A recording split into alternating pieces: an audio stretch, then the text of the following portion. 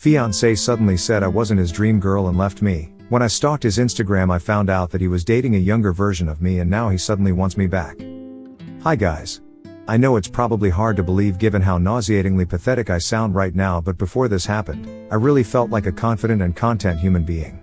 Almost all of my current friends are mutual friends with my ex-fiancé, so I don't want to embroil them in this drama or compel anyone to choose sides or feel uncomfortable. So I guess I'm trying to turn to this community for solace and guidance because I've read a great deal of mature and grounded advice here. I hope this sounds somewhat coherent as I've currently locked myself in a conference room and shut the blinds so no one can see me cry as I type this. I was with my ex-fiancé for 7 years. He is the only romantic partner I've ever truly loved. I was completely, head over heels in love with him. Even now, after all this, I still feel that way about him. He is charming, goofy, kind, quick-witted, interesting, ambitious, and gorgeous. We got engaged 2 years ago, but we're not in a rush to get married. About a year ago, we began to seriously contemplate trying for a baby. We had lived together happily for 6 years, we had done all the traveling and partying we wanted to in our 20s, and we were excited to start our family. Over the next 6 months, he was much busier than normal, but I didn't think anything was wrong. I did my best to alleviate any extra stress he had, though I was experiencing some extra pressure at work too, by taking over all the housework and errands, helping him organize and pack for trips, and just being understanding when he would work very late or need to leave for a week or two. We didn't spend as much time together during that period and I missed him a lot, but I thought we were still happy. When the 6 months were over, our schedules reverted back to normal. I felt relieved until I started to notice him becoming more distant despite the fact that we finally had more time together. He started going on his phone more frequently when we were together and seemed to be more protective of his phone. I'm not generally a jealous person and I trusted him completely, so I didn't think much of it. Then one day, after another month had passed, I brought up the topic of trying for a baby as we discussed.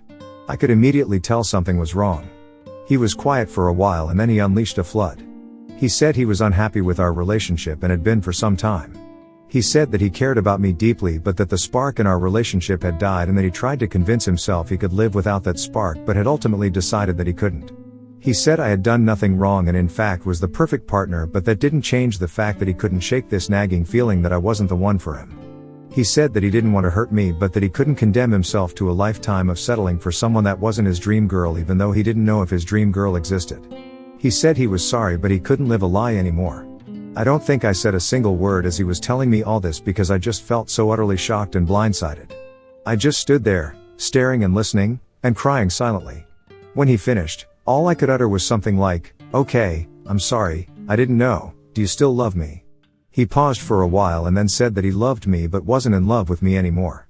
We proceeded to spend the whole night discussing his feelings and our relationship, until we were both so exhausted we couldn't cry anymore and the sun was coming up. He said he was sorry again, and it was probably best if he stayed at a friend's place, so he packed up some stuff and left. That was about 5 months ago. We never really talked in person again. His brother and his best friend came over that weekend to get the rest of his stuff and I just left while they were packing because I couldn't stand to be there. I felt so shocked and numb and traumatized and tired that I didn't even cry much. I couldn't really process what was happening as I went through the motions of moving out and explaining the situation to my family. When I finally moved into my new place and sat alone with my boxes, I completely broke down. I could not stop crying and dry heaving. I ended up using 5 vacation days to take off a week of work, which really irked my manager. I could not get out of bed. I barely ate, living off this old tub of peanut butter. I looked through all our old pictures and tried to figure out where it all went wrong. Then for 4 months, I tried my best to move on. I deleted all my social media apps so I wouldn't have to see him. I dove into work. I ramped up my hobbies. I exercised to keep my mind occupied. I met with friends and family and pretended everything was okay. I started going to my therapist again, which helped a bit. I finally thought I could see the light at the end of the tunnel. Then a month ago, I ran into a mutual friend from college. She said it was really sad to see we weren't together anymore, and surprising to see he'd moved on so fast. I told her I wasn't keeping up with him anymore but that I was doing okay. When I got home, even though I knew it was a terrible idea, I re-downloaded Instagram and went to his profile. His latest picture was him at his cousin's wedding with his arm around a gorgeous girl. All the old pictures of him and I were gone from his profile. Again, I knew it was a terrible, self-destructive idea. But I went to the girl's profile and Googled her. She is literally a younger, smarter, prettier, and better version of myself. We both studied at the same university, but she completed a prestigious program which I was rejected from. We both have green eyes and brown hair, but she is far prettier and legitimately looks like a model. We are both thin and fit, but she has an amazing hourglass figure and looks far more stylish than me and has tens of thousands of followers even though she's not an influencer or whatnot. In fact, we both work at the same company. I'm pretty sure my ex met her through work, but she landed a job in a prestigious division right out of undergrad and likely makes more money than me. She is an improved version of me, 7 years younger. And the love of my life is dating her. For the past month, I've been spiraling. I can't stop stalking my ex-fiancé and this girl. I look at her Instagram every day and torture myself with her gorgeous pictures. She's posted a dozen pictures with my ex over the past few months and he looks so happy, healthy, and fit. They've gone on trips together, he's brought her to his hometown, and he's even posted a picture of them with a mushy caption which he never did when we were together. I have no evidence and I don't think my ex would do this, but I now suspect he was at least interested in her while we were still together. She started at the company about a year ago. I'm so paranoid of running into them. I can recognize that my behavior is obsessive and masochistic, and I've deleted Instagram and told myself I'm not going to do this anymore, only to wake up the next day and re-download the app and do it again. My therapist has been trying to help, but I just cannot move past this. I'm stuck in this mental loop of self-loathing and self-pity, this crazy mix of extreme sadness and latent anger. I feel so incredibly low. Worthless, used up, discarded, and suddenly, so incredibly old. I know that comparison is the thief of joy. I know that I am objectively still young enough to move on. I know that social media is a highlight reel and their relationship may not be perfect. I know that this girl has done nothing wrong to me. I know that my ex deserves to find his dream girl. But none of this knowledge helps soften the fact that I thought that by this time this year, I would be pregnant with the love of my life, and instead, I'm alone and he's found someone better. Please, if you've ever experienced something similar, share your words of wisdom. Or commiserate with me. I don't know. I just feel so worthless and alone. Update, hi again, guys. It's been about 3 months since I posted about my struggle to move past my 7-year relationship with my ex-fiancé. While I cringe when I think about the pathetic state I was in when I wrote that post, sobbing alone in that conference room, I was stunned by the empathetic, mature, and helpful advice I received from members of this subreddit. These past few months have been an absolute roller coaster, and I thought I owed this subreddit an update given how much solace and guidance you guys gave me during some of my darkest days. I don't think things would have worked out nearly as well if I had continued to bottle up those festering emotions and isolate myself, so I'm grateful for every single person who commented and messaged me. Thank you, thank you, thank you. So, here's what happened. The night I made that post, I finally blocked my ex-fiancé and his girlfriend on Instagram, as many of you suggested. I think actually verbalizing how obsessive and masochistic my behavior was, instead of keeping it all inside, and finally feeling validated in my emotional reactions after reading your sympathetic comments, instead of feeling alone and crazy, clicked something in my brain. I resolved to break out of that self-destructive loop, to stop torturing myself with their perfect pictures and reclaim a modicum of self-respect. It was an incredible relief to not be constantly following the impulse to view their new pictures and give myself some time to heal instead of picking at that scab every single day. That weekend, I decided to reconnect with my family and friends and stop pretending that I was handling the breakup flawlessly. They were incredibly compassionate, though also shocked that I had been hiding my dark feelings so well, and it was like I'd instantly rebuilt my support network. I didn't realize how emotionally isolated I had become until I was able to be honest and open with people in my life. I did continue to avoid talking to friends who were mutual friends with my ex because I didn't want to put anyone in an awkward position. But I was able to reconnect with a few of my other friends, and I took the initiative to finally make some fun plans.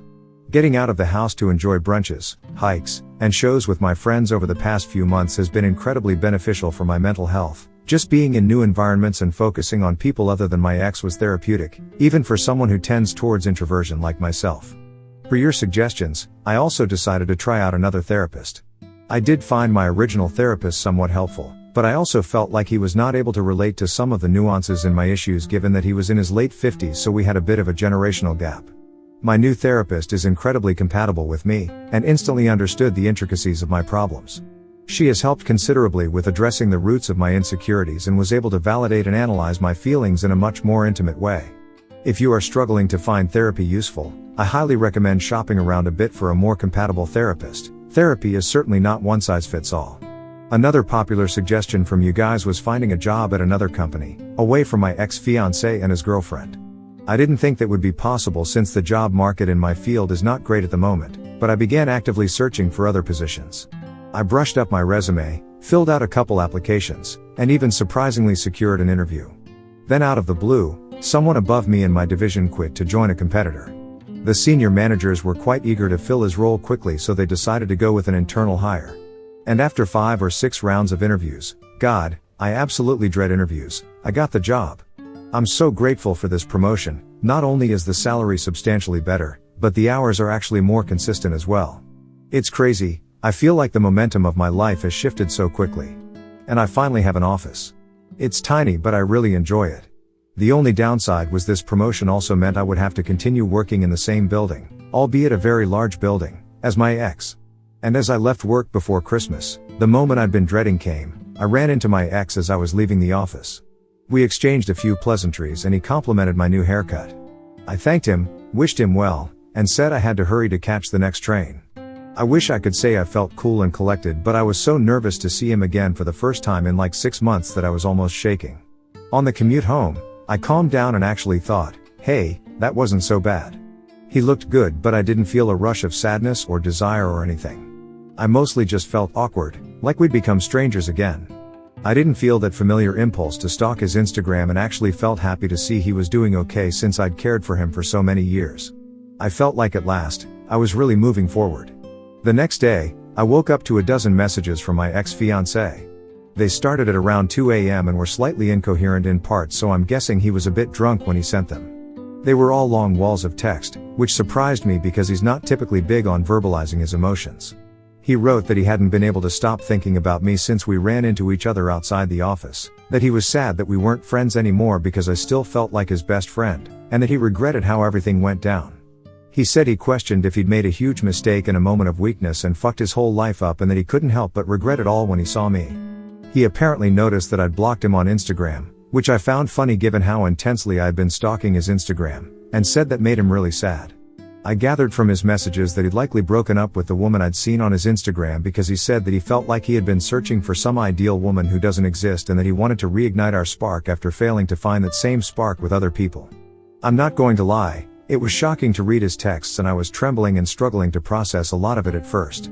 Part of me wanted impulsively to give him another chance, but after taking a day to mull over his words, I ended up feeling like he was less sorry that he'd lost our relationship and more sorry that the greener pastures he sought weren't quite as green as he'd imagined. I tried to respond kindly but firmly, saying that I really treasured and appreciated our relationship, but that I felt like I could no longer trust him to the same degree I once did, and that I felt like it would be confusing and painful for us to become friends in the near future. I told him how hurt I felt when he blindsided me after promising that nothing was wrong, and how I struggled for a long time to figure out what was missing in our relationship, but ultimately felt that as long as he thought the missing part was so crucial that he wanted to leave after all those years together, then we probably aren't meant to be together. I wished him the best. He didn't respond to my messages. I was a bit shaken by the whole thing, but I proceeded to enjoy my holiday break with my family and even elected to go to my friend's New Year's Eve party, which I was considering skipping. Well, I'm super glad I didn't skip the party because I ended up meeting a wonderful man there. He's funny, intelligent, cute, interesting, compassionate, and is eager to settle down and have kids after also somewhat recently exiting a long-term relationship. We've gone on 3 dates so far, and at the risk of sounding too enthusiastic, they've been the best dates of my life. We want to take it slow since we were both in long-term relationships a year ago, but we've been stunned by how compatible our personalities and interests and goals are, and frankly, we're also both quite keen to start a family as soon as possible. So while I'm trying not to be overly confident in this relationship, I'm also super excited to see where it goes. In conclusion, thanks in large part to the advice I received 3 months ago in this subreddit, I've emerged from a very dark place and am now cautiously optimistic about my future for the first time in a long time.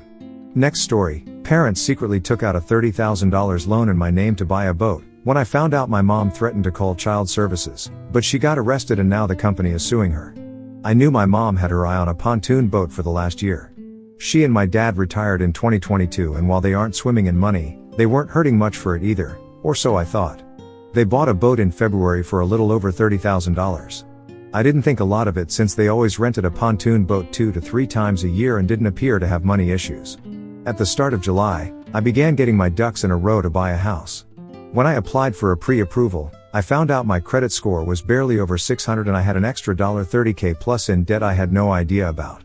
Even worse, it was 90 plus days late.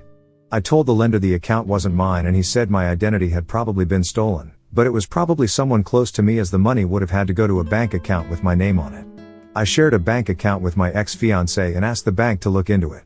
They said the account had been closed a couple of years ago, when we broke up, and no attempts to send money to it/take money from it have been made since.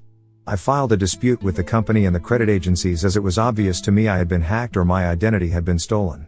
About a week ago, I got a notice from the company to my apartment, first I had ever heard from them, saying they were going to charge off the account if payment wasn't made. I requested more information from them and they linked me to their fraud department. They were able to tell me where the money was sent, to a bank account from when I was a minor that I shared with my mom. When I called that bank, they confirmed there was activity on the account and the statements show the loan coming in and almost all of the money being transferred into what looks like my mom's account at the same bank. I haven't used that bank in more than a decade. I called my mom and asked her about it and she, after a long pause, said that's how they bought the boat. They made one payment on the account and realized they probably couldn't afford the monthly payment for the next 5 years. When I asked why they hadn't told me, she said it was because they figured I would say no, they were right, and that they had worked hard in their lives and wanted to enjoy retirement. It ended by them saying the boat couldn't be repossessed because it was a personal loan. My mom suggested declaring bankruptcy and I told them I was going to the police.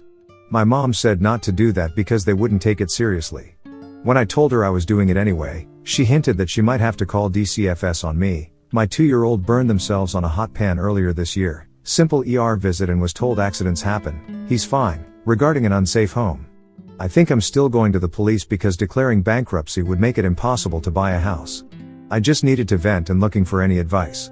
Update 1. I filed my police report the same day as my first post. The officer and I talked for probably 20 minutes and I printed out a statement from the bank. I spoke with a detective a couple days later for another 20 minutes. Fast forward about 2.5 weeks and my dad called saying my mom had been arrested. He said an officer and a detective showed up at their house asking to speak with her. When she went onto the porch, they grabbed her and arrested her. The detective, same one I talked to, explained they had a warrant. My mom has never been in trouble with the law in her life and she got arrested on a felony. They tried talking to her and she immediately requested a lawyer. They stopped asking questions but didn't let her see a lawyer right away. My dad was furious but the detective told him to have a lawyer go down to the county jail in the morning before she went to the judge. The next morning, apparently she and the lawyer talked and she was released in the afternoon with a new court date. About a week later, I get a call from DCFS requesting to meet with me about my son.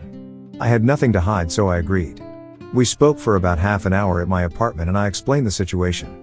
She seemed understanding and told me there are no obvious issues, she just had to follow up on a report. I will say if I'm ever in trouble, I'm hiring her lawyer. The case was dismissed at her next court date in late September. The detective called me the next day and explained the state attorney believed that they wouldn't be able to prove beyond a reasonable doubt she intentionally stole my identity. He said he figured it was a BS reason because he had documents from the bank and loan company. He said the state attorney drops a lot of cases, even open and shut ones, especially when it's not violent and they have a hired attorney. She never made a statement other than her attorney telling the detective she didn't do it.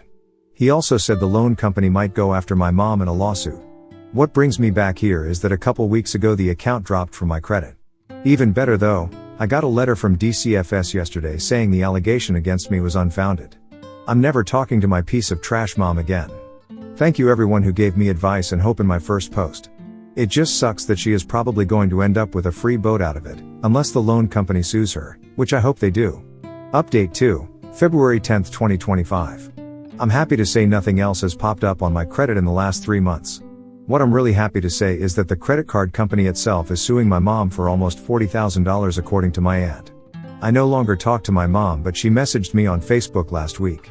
She had the nerve to ask me to both, ask the credit card company to drop the lawsuit and pay half of what they're asking for with the understanding that I'll be paid back at some point, both of these with the veiled threat she will call DCFS again if I don't. No and no. She's seeing the consequences of her actions.